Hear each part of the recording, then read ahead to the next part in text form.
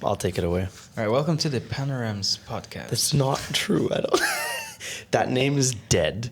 Oh, yeah? No, it's not dead. So Panorems is... Panomedia. Panorems started as me, became a media company, and then it turned into Panomedia, and then Panorems died and was reborn as me again, and now it is my alias for photographic exploration.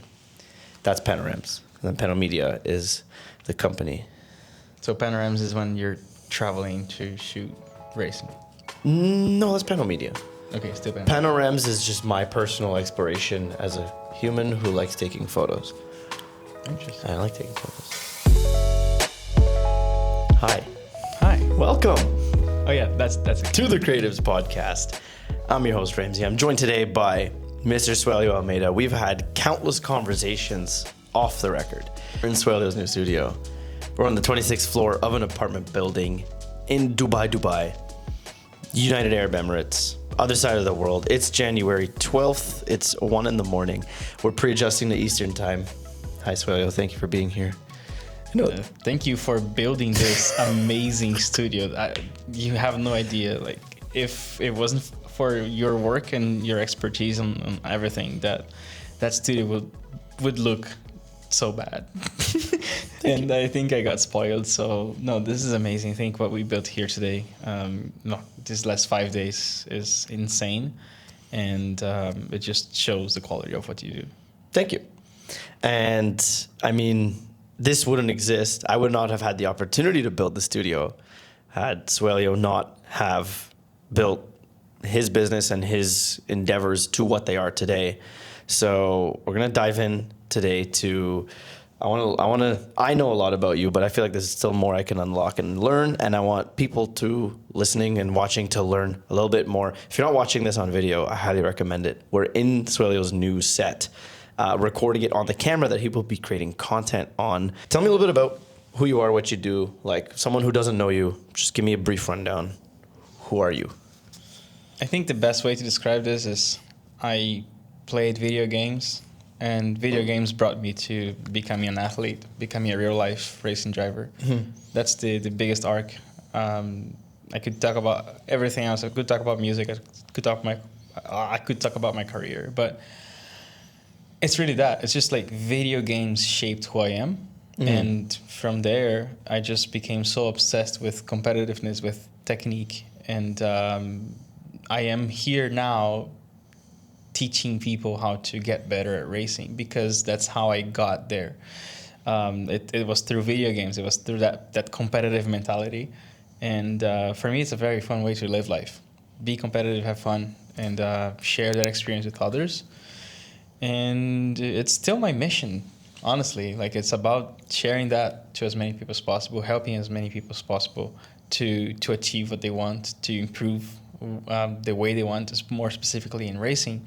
But I really enjoy doing that with anything else too. What point did you go from being that competitive kind of like gamer athlete to, deciding I want to actually teach people this? Like, what point did you realize I want to, and I'm passionate, or I can do this? And because you kind of built a career on teaching.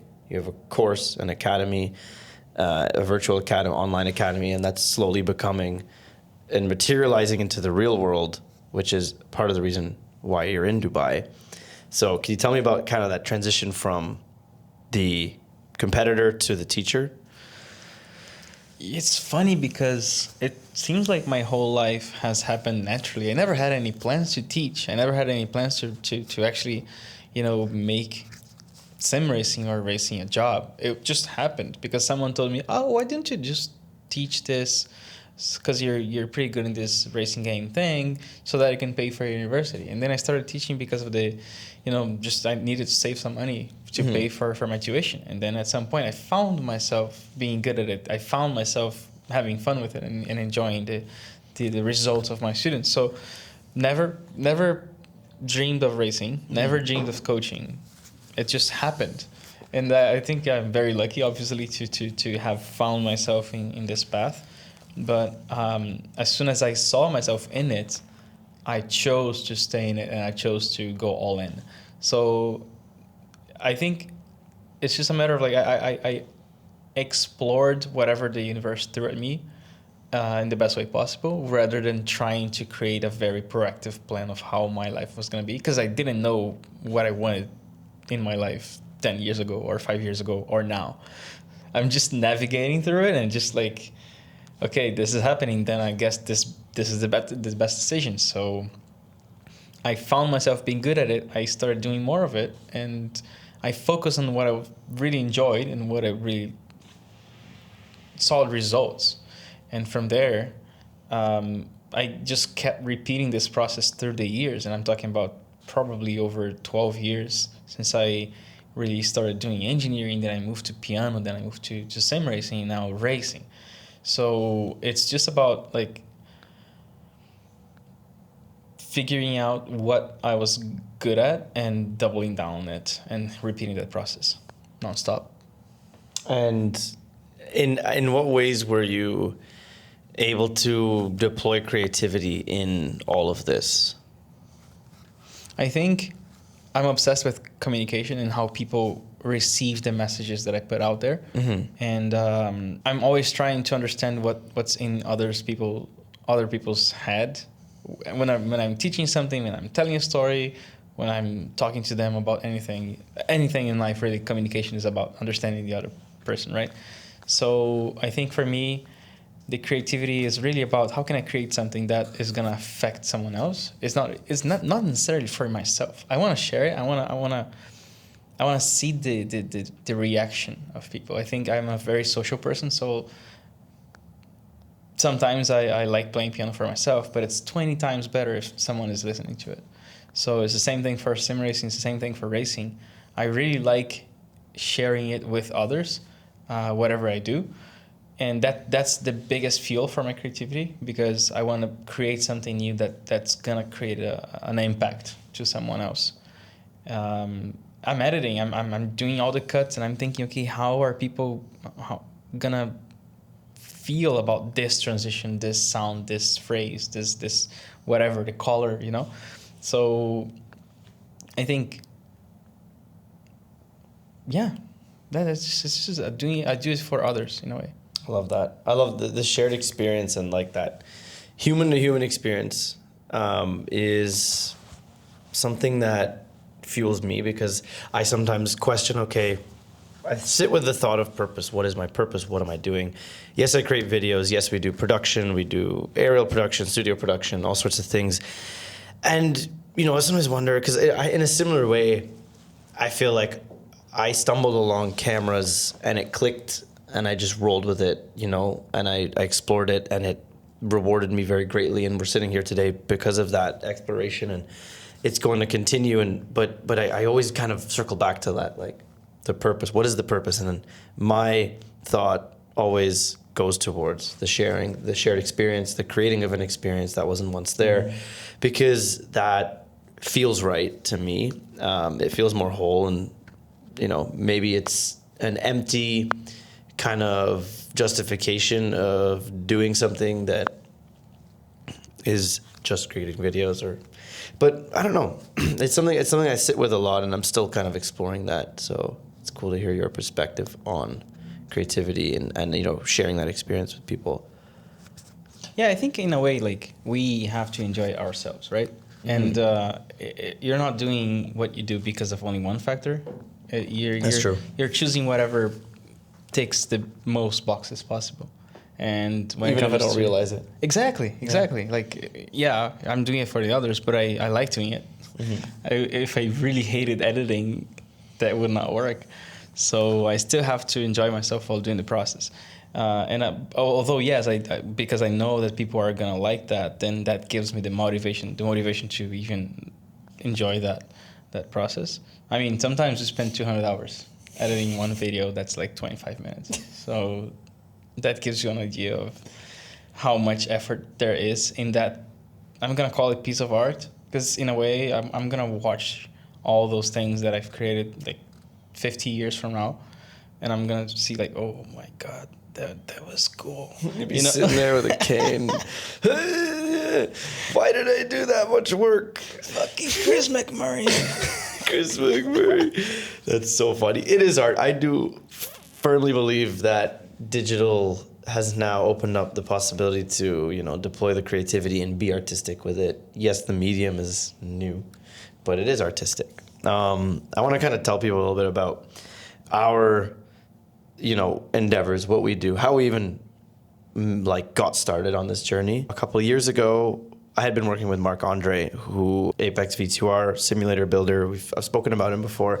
He had invited Suellio to drive. At the time, it was like my first job doing video, and you know, I was working for Apex V2R doing video, just kind of like getting started. And then he's like, "Oh, this guy Suellio, whatever, won a sim racing contest. I invited him to race these FRSs." And at the time, I was filming like a build series for the car. Like, your first car that you ever raced was the first car I ever filmed a build series on, and like did consistent videos with. And you know, I was like on screen hosting, talking about it. It's all on YouTube. I'll link it below. But that is where we first met. And then Suellio, I think it was your first endurance race. Yeah. Lucky Dog at Calabogie Motorsports Park. It's a Saturday-Sunday race with 8 hours each day. It was Saturday night, or Saturday afternoon, and you guys blew up the transmission on the car.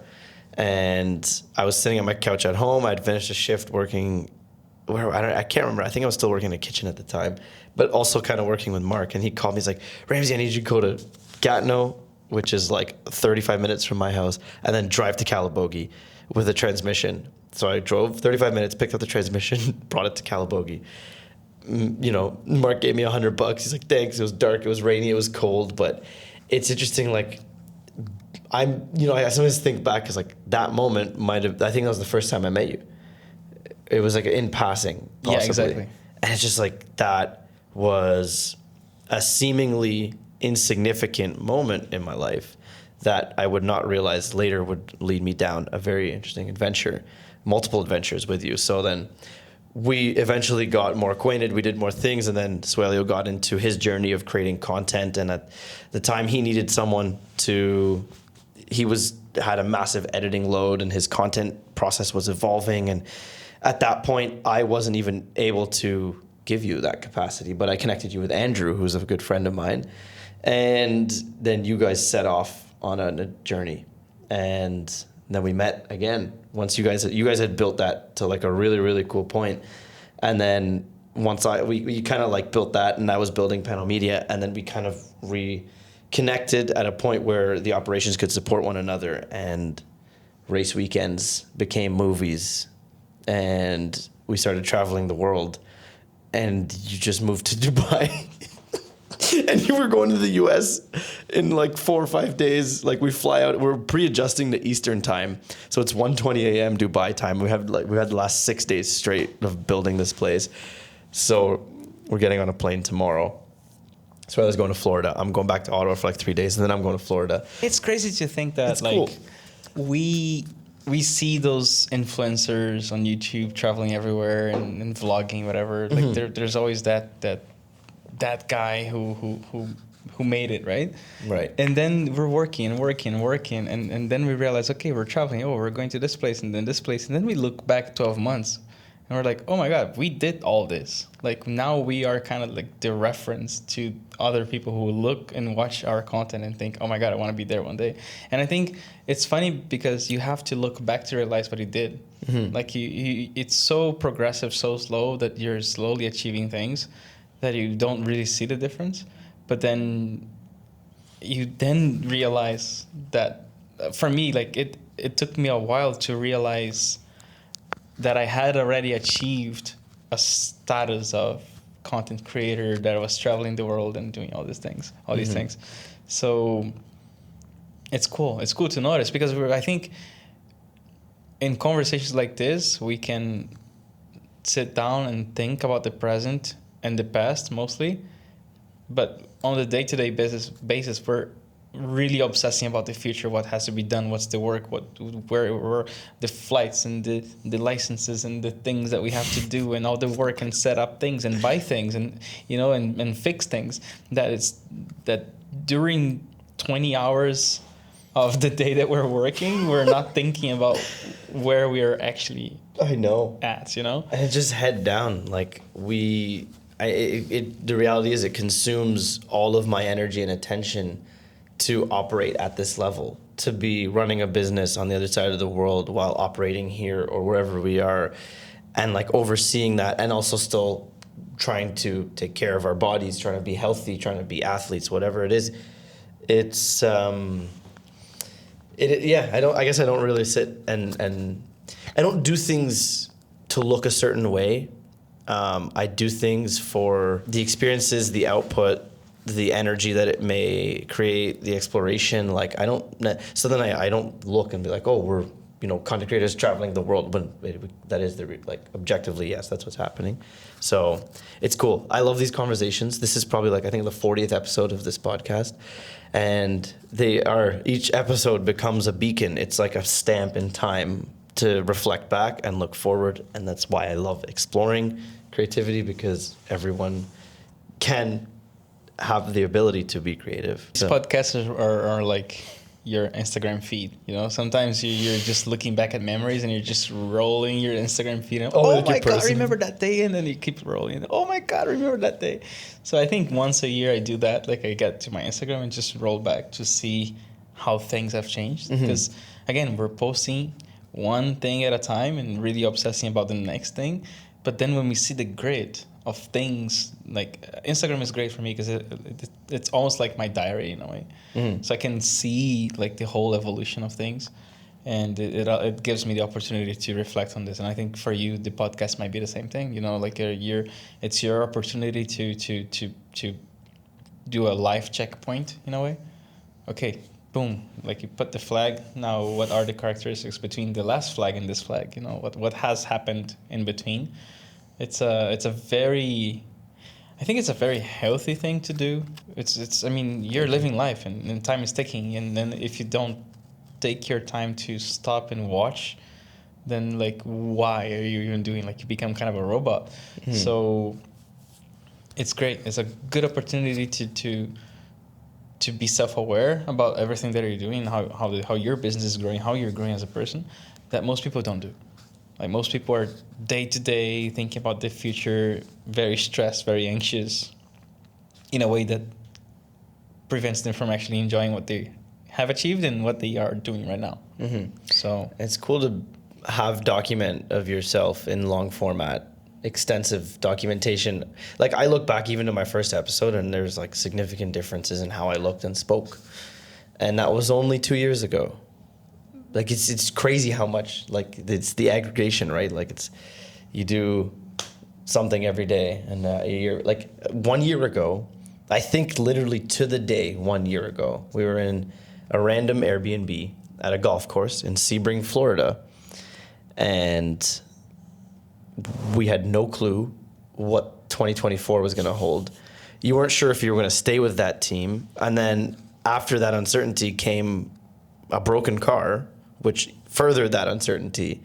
And then it was just like, but it gave us an opportunity to reflect, right? It gave an opportunity to talk and meet people, network. We spent 3 days at a racetrack just chatting with people and doing what we could, made the most of the situation. I think that's why you are where you are and I am where I am, is because regardless of whatever we are in the face of, we maximize the situation. Okay, we're driving along the road. Okay, we got detoured. We took 17 different turns. Okay, we're going to keep going. Let's just keep going, whatever. Yeah, and I think the best comparison to what I see most people doing is that instead of doing the detours, they just hit their head on the wall and start hitting their head on the wall repeatedly. And like we just detour and then we keep going, And it's kind of rare in a way, I think, which is kind of a sad thing. Like, guys, come on. But maybe we're just lucky in the way we were raised. Maybe we're delusional. Or maybe that. Maybe we're just honestly, I personally think you can't achieve a high level of success without being a little bit delusional. Because I feel like, not in like you're crazy cuckoo, but I feel like you got to be a little delusional to believe that something that insane will actually work. I think I would call it hyper-focused and selective about what you really want to do. It's very easy to get overwhelmed with the amount of things that are possible when you become an adult.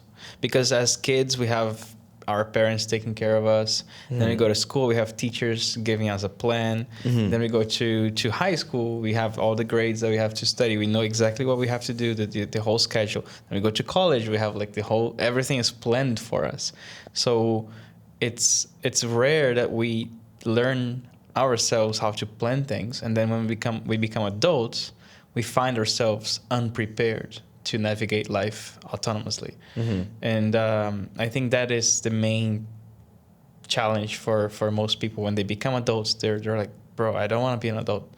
I want someone to make a plan for me. So they go and look for a job where someone is hiring them and giving them specific instructions and specific tasks.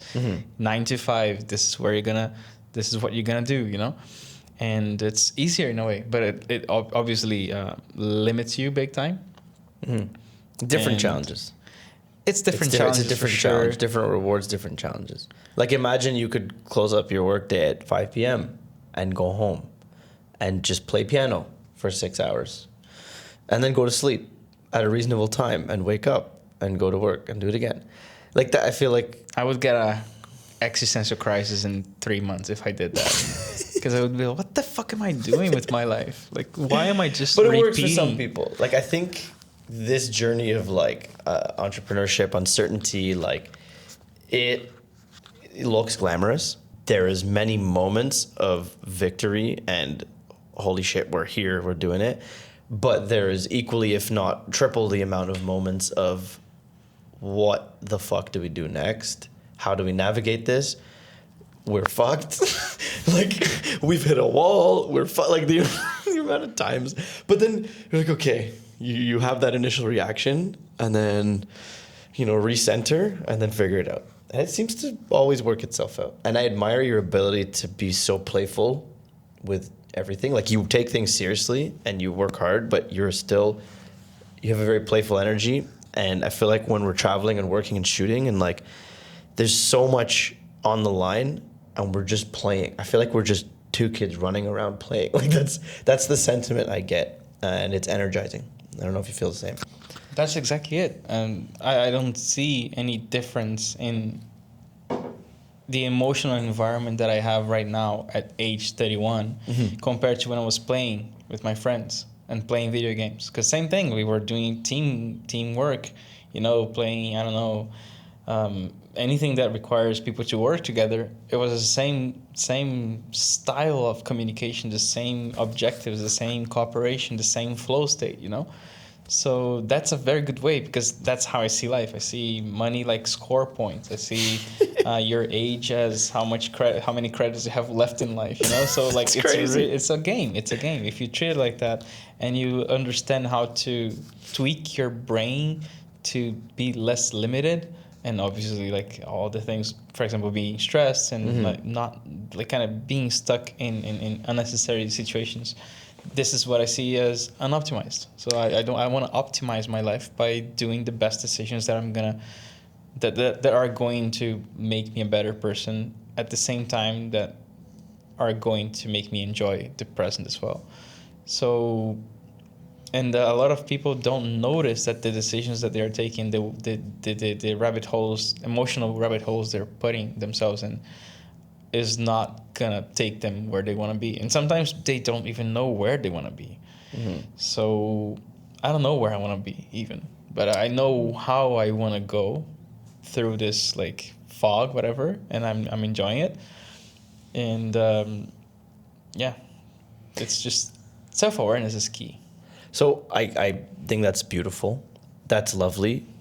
I wonder though, like when the stakes are higher, when there's more on the line, there's money on the line, there's like I guess there's many perceived risks, although they may not be real. There's many risks, right? There's the scary factor of, what if I lose everything? What if I die? Like, I guess what if I die is worst case, but like how can you practically be more playful while navigating like actual big risks and uncertainty? Not you, or maybe advice if you have advice, how someone who's not as like, risk prone as you and like accustomed to this kind of level of operating. I think my answer that I know I do for sure is that I'm not gonna stress with things that I can't control. So I'm being playful because when I should do something, I go there and I do it, and I trust myself in that I'm going to take the right decisions. And I always try to feed my brain with better information. Books, good people, learn, Books, ask for huge. advice. Because then if I'm feeding my brain with good info, then later in the future I'm gonna have that new package, and I know that naturally I'm gonna take the right decision. So I don't have any fear that I'm gonna fuck up or it's still possible, obviously. Yeah. But like again, am I gonna spend the energy thinking that it's possible that I'm gonna fuck up, or am I gonna try to get better information and take better decisions? So I think my whole life I've been extremely competitive, extremely high level games. And I taught myself to spend so many hours every day at a high level playing esports, playing video games, whatever. And that was my normal. So I was having fun being at a high stake situation. So when I go to real life, like it almost feels like real life is easier than some video games. And for me, as long as I get emotionally tuned in to that fact, then it's just easy to navigate. You just raise the baseline. Yeah, my baseline is a So I guess that's racing. Move your baseline as high as you can, so that when you...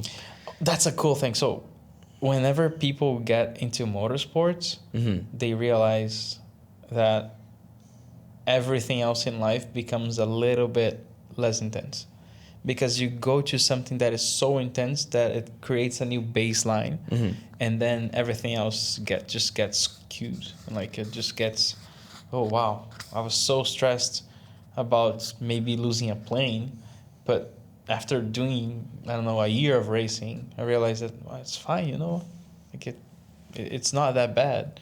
Like I think that's what happened to me when it comes to games and racing and everything. Yeah. That adapting my brain to high stakes scenarios made the lower stakes scenarios feel like lower stakes scenarios. It sounds like the concept of like mental toughness, where you willingly and regularly put yourself into hard mental situations so that in the face of uncontrollable hard situations, you're more equipped to navigate it. One way I've practiced that is by taking cold showers. I don't take cold showers. I tried. I'll do a hot shower and then I'll finish with a cold in the winter because it's a lot harder to do it. But if I finish a run, cold shower. Hey, we cold showered for 2 days here. That's true. We were really roughing it here in this luxury apartment in Dubai because this building is still finishing construction and we spent 2 days with no hot water. So, no gas. And no, we still have no gas.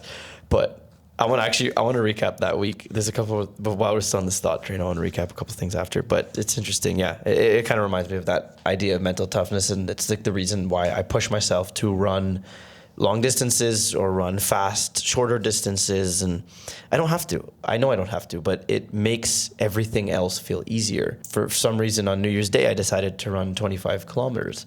Because I felt like, okay, if I start my week off with something really hard, and I start my year off with something really hard, everything else is going to feel kind of easy. So I said, fuck it, I'm going to go do this. And it was really painful, I'm not going to lie.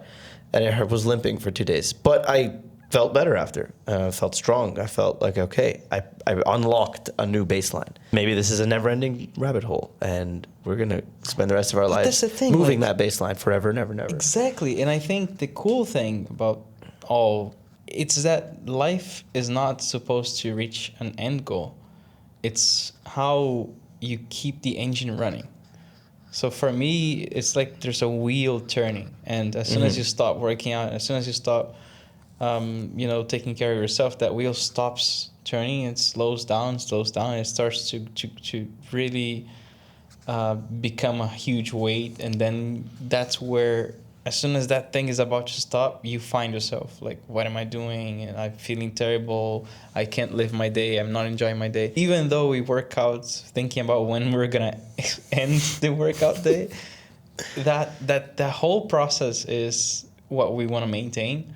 And I think, especially when I got to the habit enough that I started feeling bad for not working out, I realized, oh, wow, So I don't have to work out for 3 years, get jacked, and then stop and enjoy life. No. I'm going to continue working out because it's going to be part of who I am. So that whole identity thing. So for me, it's about keeping the wheel turning without having to... a lot of people have this, I want to settle down, have a family. And in a way, I don't really understand fully. I don't think people understand fully what they're actually putting themselves into when they want to find someone and settle down. Because settle down means slowing down. Like it means, okay, I found someone, I'm gonna stop. I'm gonna have kids, and then obviously after that you realize that you have to transfer that wheel turning thing to your kids. But many times you're actually slowing down your own wheel maybe a little bit too much. Maybe you didn't realize that you were actually maybe trying to escape from your own efforts. I don't know, I might be wrong, but like I just get this feeling that we're culturally looking for a kind of an end goal that is obviously never going to arrive. So I think you just got to find the rhythm. You just got to find like, okay, I'm going to work and I don't want to stop right now and just chill. That was actually one of my goals when I was a kid. It was I want to make enough money so I can play video games forever. And just this, I enjoy gaming so much that I want to become rich and just, I don't know, invest it and live off the returns. Just play 24/7. You kind of that was my goal. Indirectly achieved that, and it's funny because I sometimes think to myself, like, you want things, you strive towards things, you have goals, and then you may get those things, but they're not gonna look the way you imagine them. And I think it's up to you to recognize them and realize, like, okay, I wanted to play video games for the rest of my life, and you somehow, like, you do have a mega racing simulator in your office, and you create content, and that, funds your business, which then funds your life. And then in a way you kind of, you got what you wanted. It doesn't look the way you imagined it, but it's maybe the only way it can exist right now. Because, I don't know, maybe in another world, you could just do nothing except play video games. And technically, I could have done that already. So how? 2022, I was selling online courses, and I could have taken that money and invested it and live in a very frugal way and never buy a race car. So I could have actually, you know what? 1 year ago, before you bought the Radical? Yeah, actually, that wasn't 1 year ago, Yeah. exactly. Yeah, I had a lot of money. I was like, oh, if I go back to Brazil, like, that money is worth years of salaries of a doctor, And I could have taken that, and I would continue selling and stuff, like maintain that and play video games forever. And I was tempted to do that, but just a week after or 2 weeks after having thoughts like that, I found myself, you know what? I can go more. We can keep going. We can. Like, there's no point in stopping. Why am I gonna stop? I'm gonna feel depressed if I stop. I just want to keep going. I know I have a goal right now. I'm gonna race the 24 hours of Le Mans at some point. But after I do that, I know that after I go through the checkered flag, I'm gonna, okay, what's next? I'm not gonna, okay, cool, I'm gonna now go to my place and watch Netflix forever until I die. Like, I think that's one of the, it's a cognitive, how do you call it? Dysfunctional?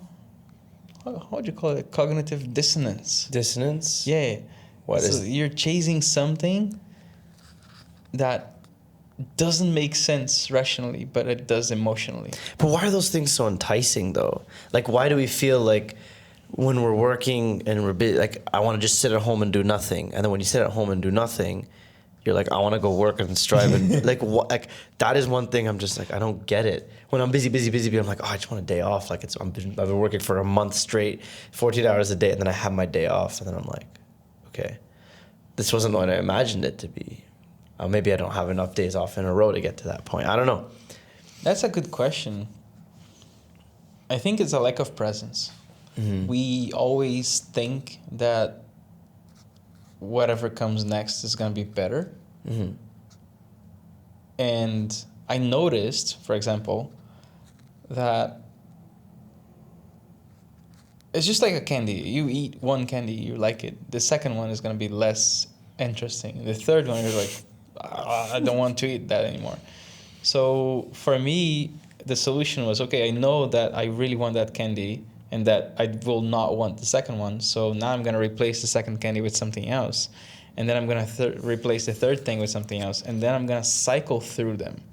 And by cycling through things that you like, then you find a balance. So because our desire is so cyclical, right? You're at work, you want to be at home. You're at home, you want to be at work. Then do both and start alternating and understand, okay, I know I'm going to be home, but I'm going to enjoy working right now because I know that when I get home, I'm going to miss this. So that's the thought process. Just find a cycle, find your base so that you're consistently going from one place to the other. That's the wheel turning. That's exactly what I mentioned. And that's like having it be more rhythmic than like have a rhythm with it so you can kind of like bounce that energy state back and forth. That's a good way of looking at it. When I was doing piano professionally, we're talking about 8 hours a day of studying and like playing too. That involved playing 8 hours, like playing 8 hours. When you study, you're studying what theory notes? Like what's the studying of piano? At the university, look like? It was 3 hours a day of like actual theory and 5, 6, 7 hours of practice. Wow. Like playing. Damn. And I loved that, and I dreamed of doing that. And when I was doing engineering, I was like, I'm gonna quit this because I want to play piano all day. But now I find myself having too much candy, right? I've been playing piano for 8 hours a day for 5 years. And I'm like, I can't take this anymore. And my refuge out of that was video games. And then if I played video games too much, I wanted to go back and study piano. So back when I was like 25, my balance was piano and sim racing. I was alternating both because I knew that they kind of kept my wheel turning. And at some point, they swapped, right? So the job became the hobby became the job. But I still found myself in that balance. If I spend 20 hours playing this, I really want to, like in the sim, I really want to play piano after to just find that balance again. So that's why I got some drums, and that's why I'm really making sure that I have all these tools so that I can find my cycle. I want to work out a little bit. I want to play a little bit of piano. I want to play a little bit of sim racing. I want to work a little bit, And now with traveling and racing, it's way easier to not be stuck in one thing. So you're consistently doing different things. As long as you navigate through that and keeping yourself healthy, the balance is right there. Like it just shows up, So that's awesome. My goal is consistently maintaining that balance so that it doesn't tip too much to one side or to the other, and that everything works in harmony. That's and beautiful. I think I said that a lot in the past. Like I'm obsessed about balance. I want everything to be in its place without too much, because I think people obsess about one thing or the other thing and they go all in about one thing. I want to be an astronaut, says a kid, right? Like without realizing that, wait, you're gonna be stuck in a satellite for 6 months, peeing in a tube, So for me, it's gonna be the same thing. It's gonna be that balance, and I just continue looking for the next thing that I want to do that's gonna fit in the bigger picture, and keep the wheel turning. That was very philosophical. Like, wow. Thank you for sharing that. What were your highlights of 2024? I think the biggest thing is we were consistently 1% better. That's it. Me, Andrew, you, we were, okay, how can we make this better next time? How can we learn from it?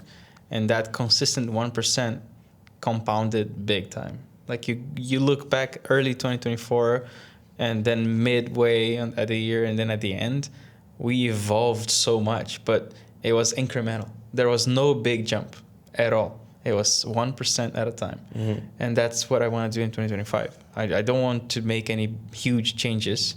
I just want to be 1% better than yesterday, and that's it. Simple, safe returns. You know, obviously there is risk taking. There's everything. Anything can happen, but statistically speaking, it's the way to go. It's the safe way to achieve whatever you want, and as long as you're aware of it and you're enjoying the process, you're good to go. I like it.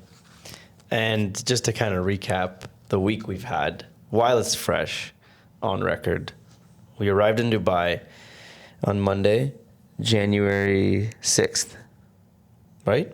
Yeah. 6 days ago, 5 days ago, because it's midnight, so it hasn't been a full day. We arrived. I met Suellio. I came with Mark here. We pulled up to the apartment, and it was empty. And dirty. Empty, and a mess. dirty, nothing that none of the comforts you need to live in a house. And slowly, it got sorted. We did one thing every day. We had probably a 30-item to-do list, and that's not even an exaggeration. You had a list, I had a list, Mark had and we're just driving all over the city. Everything in this studio did not exist 5 days ago, at all. We spent 9 hours on Thursday trying to get your simulator to clear customs. We went to the computer store 4 or 5 times, getting parts. We made probably 12 Amazon orders of stuff. We went to IKEA twice. We threw out, we went through so many boxes because everything had to be opened up, and but I had a great time. That was a very interesting trip. Week in Dubai.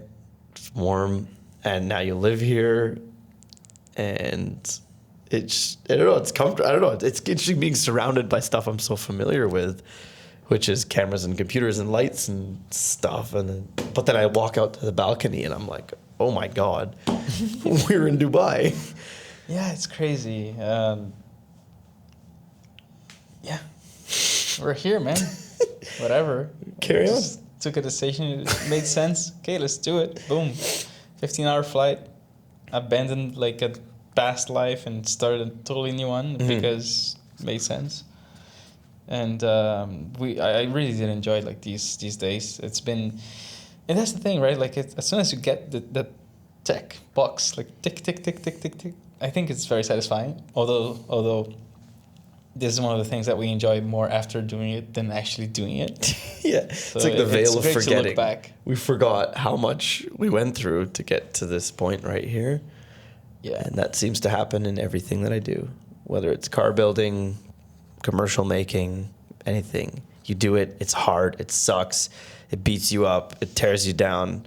You emerge, you complete it, whether victorious or not, you complete it, and then you forget instantly how much shit you felt throughout the process. And you're like, let's do it again. Yeah, let's do it again. And that's literally physically manifested in the city skyline of Dubai.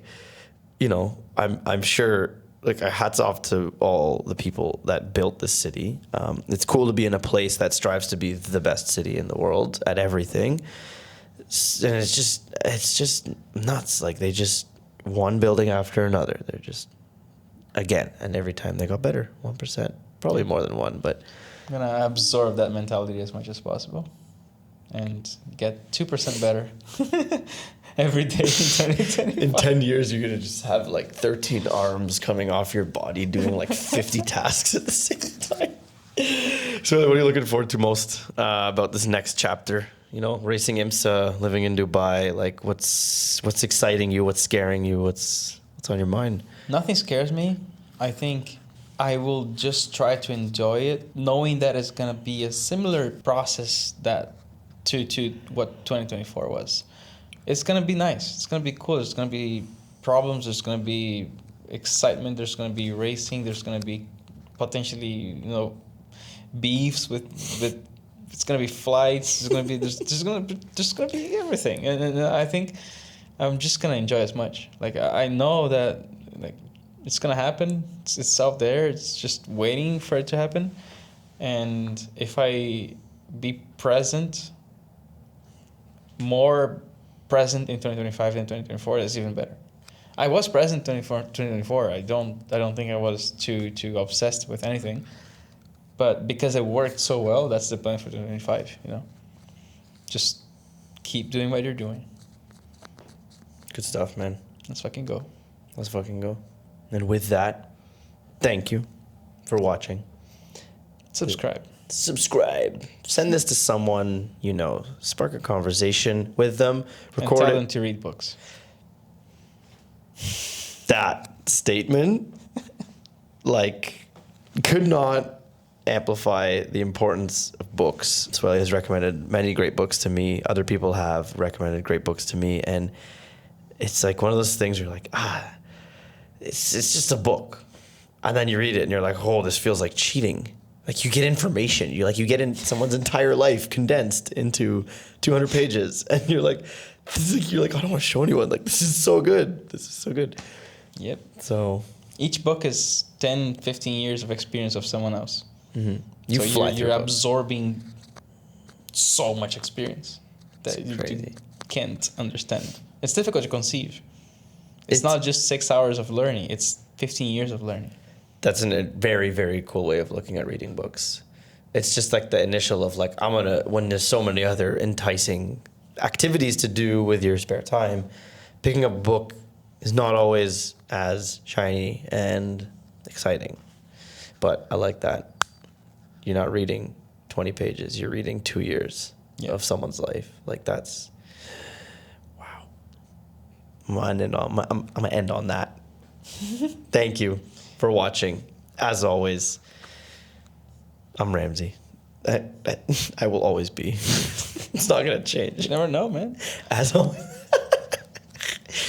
Spin around and transform into something. Somewhere, when. I'm gonna fly back to Canada. He's flying back to America. 2025 is gonna start. I'm very happy we did this. I've been trying to do this episode with you. True, right? For a long time. It happened at the moment where it was maybe always meant to happen, or I don't know. The conversation would not have been what it was had we done this. Correct. At a different point in time. So I'm glad we did it. Thank you for watching. This is the Creatives Podcast. I'm gonna see you on another episode. Bye.